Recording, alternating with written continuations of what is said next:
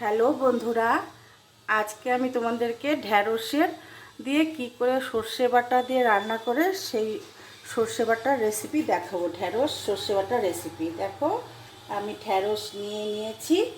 আর এখানে দেখছি ঢ্যাঁড়সের মধ্যে হলুদের গুঁড়ো, দেখো হলুদের গুঁড়ো দিয়ে দিলাম।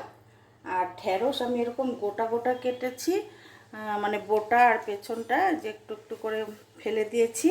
আর যেটা বেশি লম্বা ছিল সেটাকে আমি দুটো টুকরো করেছি, এই দেখো। আর এবার আমি হলুদ আর তোমার অল্প একটু বেসন মেখে নেব।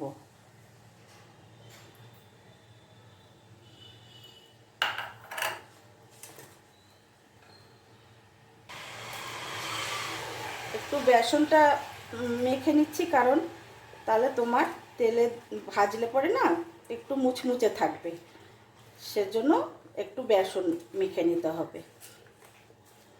এবারে দেখো আমি কড়া বসিয়ে দিয়েছি গ্যাসের মধ্যে।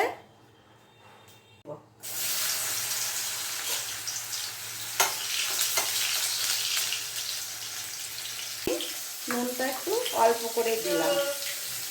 নুনটা দিয়ে টমেটোটা নাড়াচাড়া করলে টমেটোটা তাড়াতাড়ি গলে যাবে। এবার আমি টমেটোটাকে একটু কষিয়ে নিই। দেখো টমেটোটা কষাতে কষাতে অনেকটাই গলে গেছে। এবারে আমি হলুদের গুঁড়োটা দিয়ে দিলাম 1 চামচ। হলুদের গুঁড়োটা একটু কষিয়ে নেব।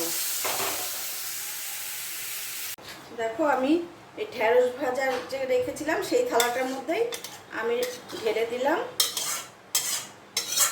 তোমাদের কেমন লাগলো? যদি ভালো লাগে আমাকে লাইক কমেন্ট শেয়ার করো। সকলে ভালো থেকো, সুস্থ থেকো। দেখো কেমন হয়েছে, তোমাদের কেমন লাগলো, তোমাদের কাছে তোমরা রান্না করে খেয়ে আমাকে জানিও। সব